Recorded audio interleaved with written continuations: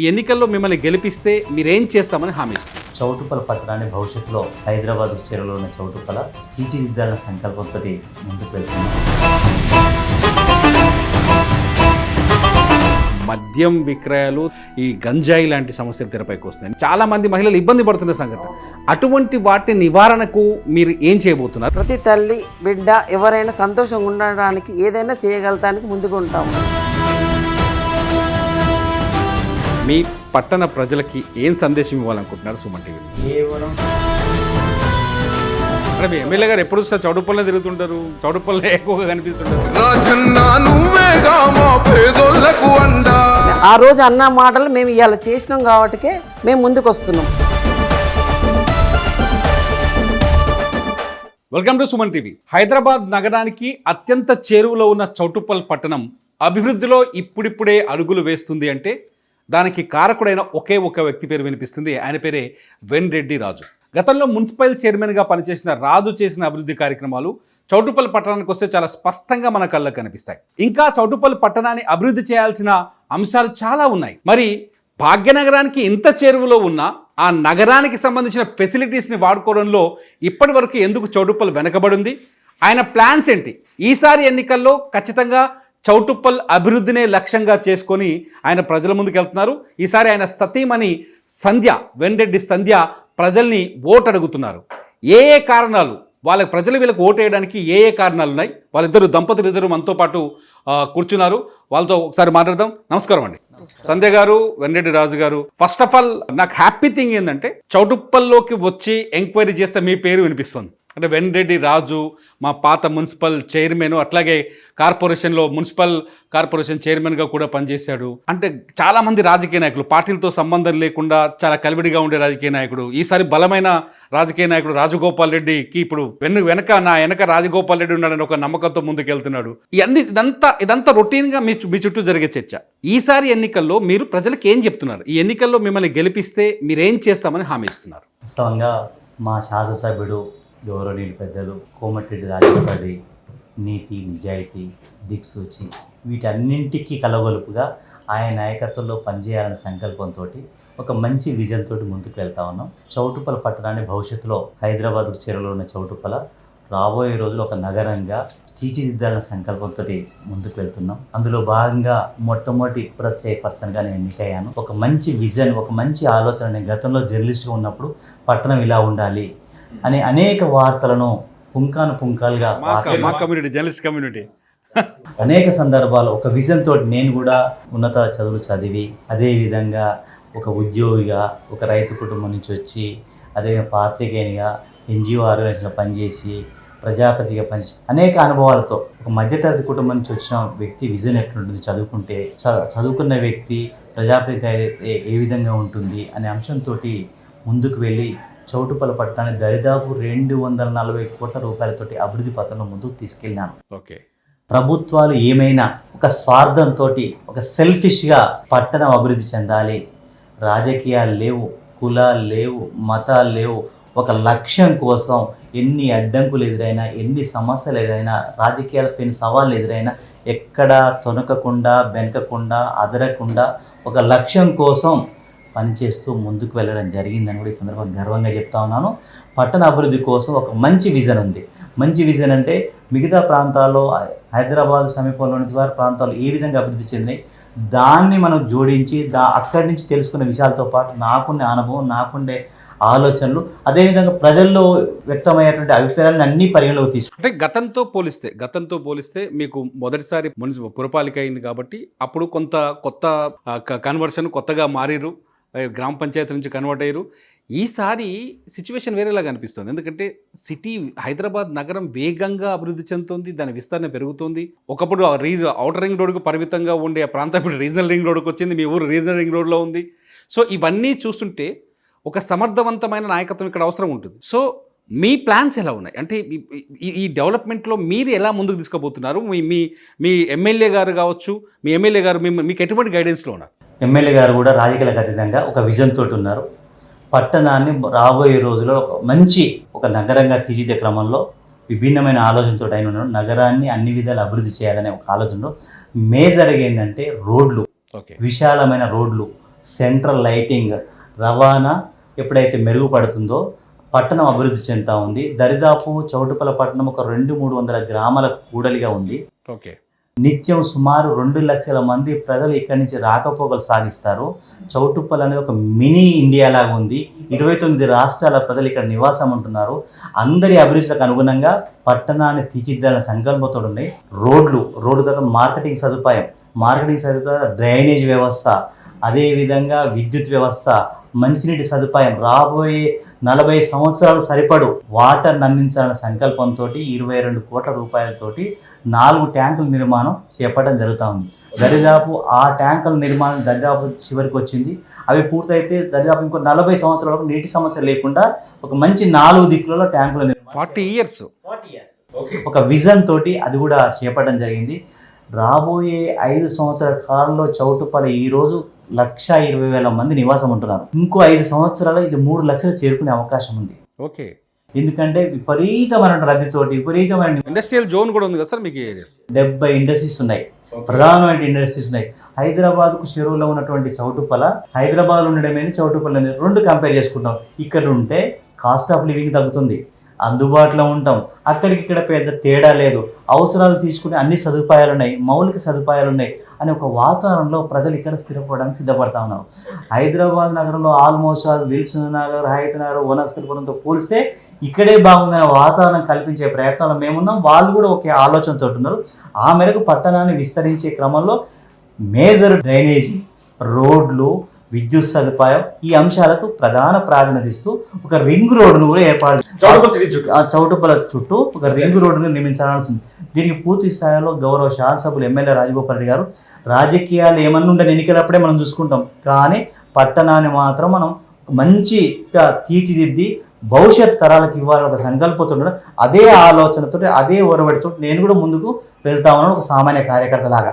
సరే, మహిళామణిగా ఈసారి సంధ్య గారు ప్రజల దగ్గరికి వెళ్తున్నారు. సంధ్య గారు, మీరు గతంలో మీ హస్బెండ్ మున్సిపల్ చైర్మన్గా పనిచేశారు, చాలా ఆయన గురించి మీరు చెప్పాల్సిన పని లేదు. మీకు ఇప్పుడు జనం దగ్గరికి వెళ్ళినప్పుడు ప్రధానంగా వినిపిస్తున్న సమస్యలు ఏంటి, మీరు ఇస్తున్న హామీలు ఏంటి, ఏం చెప్తున్నారు?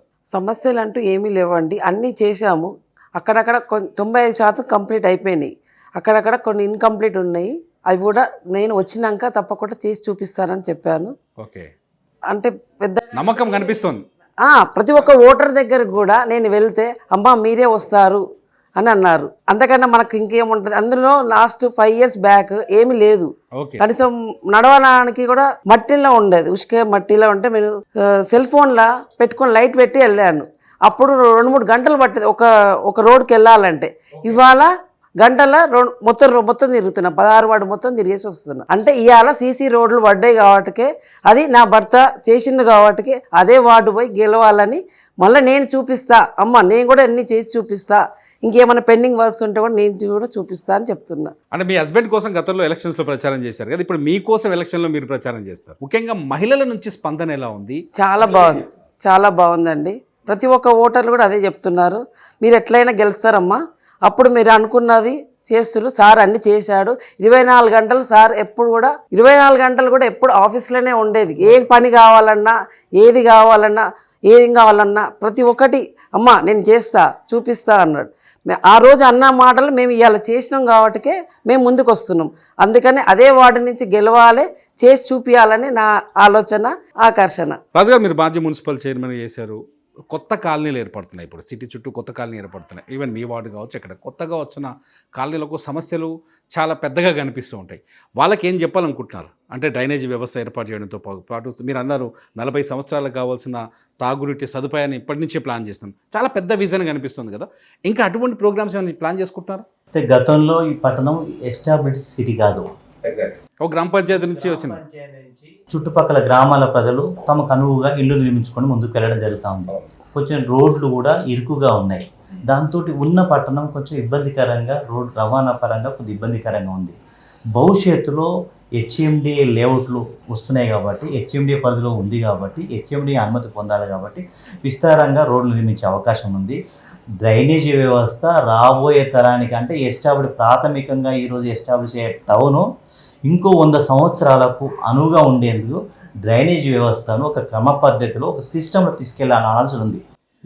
మున్సిపల్ కార్యాలయం మనం కూర్చుంటే వాటర్కి సంబంధించి ఒక టేబుల్ వేసేస్తే వాటర్ ఇక్కడ మనం నొక్కితే ఎక్కడి నుంచి పోతే రాబోయే తరాలు ఎవరు శాశ్వతం కాదు. అవును, కానీ ఫ్యూచర్ ఇవ్వాలి, ఉండాలి. టేబుల్ ఏదైతే ఉందో, ఆ మ్యాప్ ఏదైతే ఉందో, ఆ విజన్ అయితే ఉందో, అక్కడ మనం చూసి ఈ వాటర్ రీడ్ వెళ్తే ఈ పైప్ లైన్ ఇక్కడి నుంచి వెళ్ళింది అని రాబోయే తరాలకు కూడా స్పష్టత ఉండాలి. ఎందుకంటే మనుషులు వస్తుంటారు పోతుంటారు, వ్యవస్థలు వస్తుంటాయి పోతుంటాయి, కానీ శాశ్వతంగా పట్టణం ఉండాలి. పట్టణ ప్రజలకు మౌలిక సదుపాయాలు శాశ్వతంగా అందాలి. కాబట్టి 100 సంవత్సరాలకు ప్రగతి నివేదికతోటి ముందుకు వెళ్ళాలని ఒక సంకల్పంతో ఉన్నాం. రాబోయే రోజుల్లో దరిదాపు నాకు తెలిసిందంటే రాబోయే 5 సంవత్సరాల కాలంలో 2 రేట్లు పెరిగే అవకాశం ఉంది జనాభా. కనిపిస్తుంది కదా. నాణ్యమైన కుటుంబాలు, నాణ్యతతో కూడిన కుటుంబాలు, చదువుకున్న కుటుంబాలు, ఇండస్ట్రీస్కి ఉద్యోగం నిమిత్తం వచ్చే కుటుంబాలు, గ్రామాల నుంచి ఒక ఉన్నత స్థాయి కుటుంబాలు ఇక్కడ చేరుకునే అవకాశం ఉన్నాయి. వారికి ఫెసిలిటీస్ పెంచితే తప్ప ఇక్కడ నివాసం ఉండలేరు. కాబట్టి ఆ ఫెసిలిటీస్ పెంచగలిగినప్పుడే మనం పూర్తిగా మన పదవికి పట్టణ ప్రజలకు న్యాయం చేకూరుస్తామని ఒక ఆలోచనతో ఉన్నాం. నాతో పాటు నాకంటే ఎక్కువ 2 రేట్లు మా ఎమ్మెల్యే గారు కూడా రాజకీయాలు ఉంటాం పోతాం, కానీ మనం చేసిందే శాశ్వతం. అంటే మీ ఎమ్మెల్యే గారు ఎప్పుడు చౌటుప్పల్లో తిరుగుతుంటారు, చౌటుప్పల్లో ఎక్కువగా కనిపిస్తుంటారు. తోటి కూడా నాకు 2 దశాబ్దాలుగా అనుబంధం ఉంది, అఫెక్షన్ ఉంది. ఆయన నాయకత్వంలో పనిచేయడం గర్వంగా ఉంది. ఆయన విజన్తో మమేకం కావాలన్న తాపత్రయం ఉంది. ఈ జీవితకాలం ఆయనతో పాటు మా ముగింపు గురించి కూడా ఉండాలని కూడా మనస్తత్వం ఆలోచనతో ముందుకెళ్తున్నాం. ఓకే రాజుగారు, ముఖ్యంగా ఈసారి రాబోయే 5 సంవత్సరాల కోసం మీరు ఒక మంచి విజన్తో ప్లాన్తో వస్తున్నారు కదా.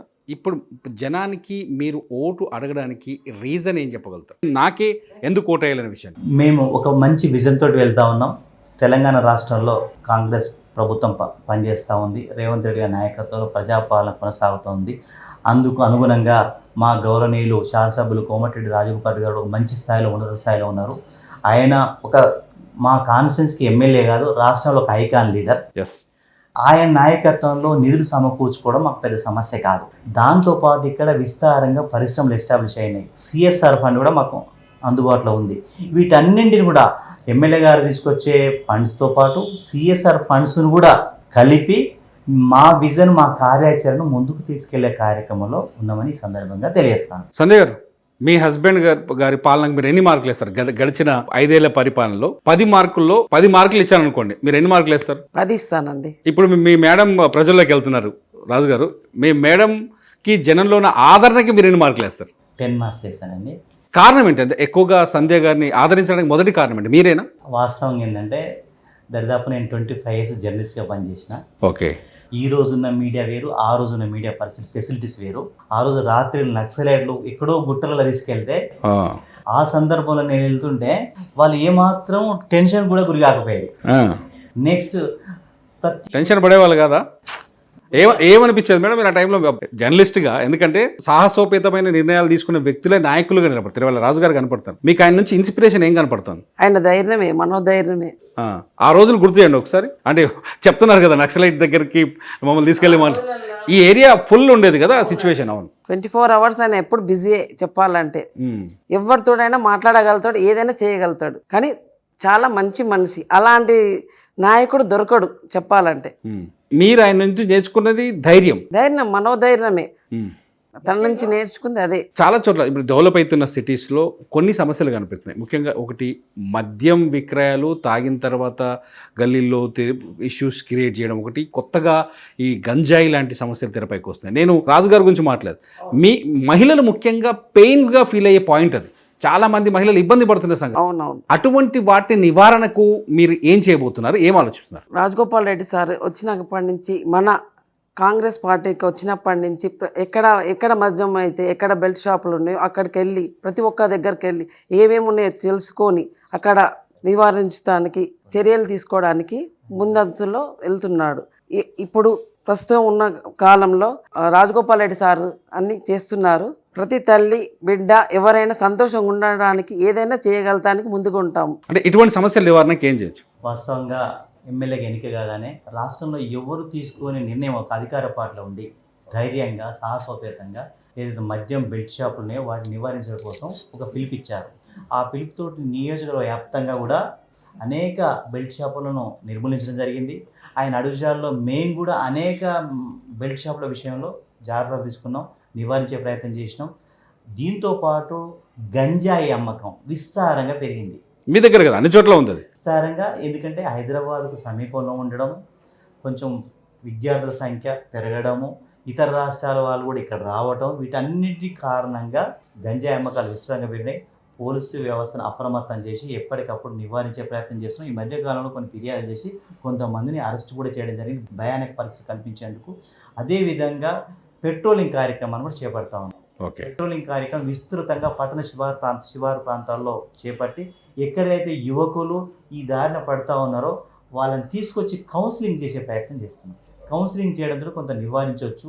దాని తర్వాత అదేవిధంగా కొనసాగితే వారిపై కేసులు పెట్టి ఈ విక్రయాలు నిర్వహిస్తున్న వారిపైన కూడా చర్యలు తీసుకునే కార్యక్రమానికి రూపుదిద్దుకుంటున్నాం. ఈ విషయంలో ఎమ్మెల్యే గారు 100% మమ్మల్ని ఫోర్స్ చేస్తున్నారు. ఆయన చేసిన ఏదైతే విజన్, ఒక ఆలోచన విధానం, దాన్ని అమలు పరిచే క్రమంలో మేము కూడా ముందుకెళ్తా ఉన్నాం. ఫైనల్గా ఇద్దరు, సంధ్య గారు కానీ రాజు గారు కానీ, ఫైనల్గా మీ పట్టణ ప్రజలకి ఏం సందేశం ఇవ్వాలనుకుంటున్నారు సుమన్ టీవీ నుంచి? పట్టణ అభివృద్ధి కోసం మేము ముందుకు వచ్చినాం, ఒక విజన్తో వచ్చినాం. గతంలో పనిచేసినాం, మళ్ళీ పనిచేయడానికి వచ్చినాం. కేవలం సేవ చేయడానికి మేము, మా కుటుంబం ముందుకు వచ్చినాం. ఆశీర్వదించండి. భవిష్యత్ తరాలకు పట్టణాన్ని ఒక మంచి బృహత్తర నగరంగా తీర్చిదిద్దే అవకాశం కల్పించాలని వేడుకుంటా ఉన్నాం. సంధ్య గారు, నేను ఈ 16 వార్డు తోడు గెలవాలని తప్పకుండా, అప్పుడు మాజీ ఛాంబర్ చైర్మన్ వెంరెడ్డి రాజు గారి సతీమణి నేను తప్పకుండా గెలవాలని, మహిళగా భారీ మెజారిటీతో గెలవాలని కోరుకుంటూ ముందస్తులో ఉంటాను, సదా మీ సేవలో. ఇది మొత్తానికి చౌటుప్పల్ అనేది హైదరాబాద్ సమీపంలో ఉన్న చౌటుప్పల్ నగరం ఒక ప్రత్యేకమైన సిటీ అని చెప్పాలి. ఎందుకంటే భాగ్యనగర ప్రభావం చాలా స్పష్టంగా ఈ నగరం పైన కనిపిస్తుంది. హైదరాబాద్ గ్రోత్ కూడా చౌటుప్పల్లో ప్రతిబింబిస్తుంది. ఇటువంటి పట్టణానికి ఒక సమర్థవంతమైన నాయకుడు కావాలి. ఆ నాయకుడిని వెన్రెడ్డి కుటుంబం నుంచి, అంటే ఇప్పుడు సంధ్య కావచ్చు, లేకపోతే రాజు కావచ్చు, సంధ్య ప్రస్తుతానికి ప్రజల్లో ఉన్నారు, ప్రజాప్రతినిధిగా పోటీ చేస్తున్నారు. సమర్థవంతమైన నాయకత్వం కావాలి అంటే సంధ్యాకే ఓటేయాలని చెప్తున్నారు రాజుగారు కానీ, సంధ్య గారు కానీ. 16వ వార్డు నుంచి సంధ్య పోటీ చేస్తున్నారు. ఈసారి చౌటుప్పల్ పట్టణ అభివృద్ధిలో ముందడుగులో ఉంటారని చెప్తున్నారు. చూస్తూనే ఉండండి సుమన్ టీవీ.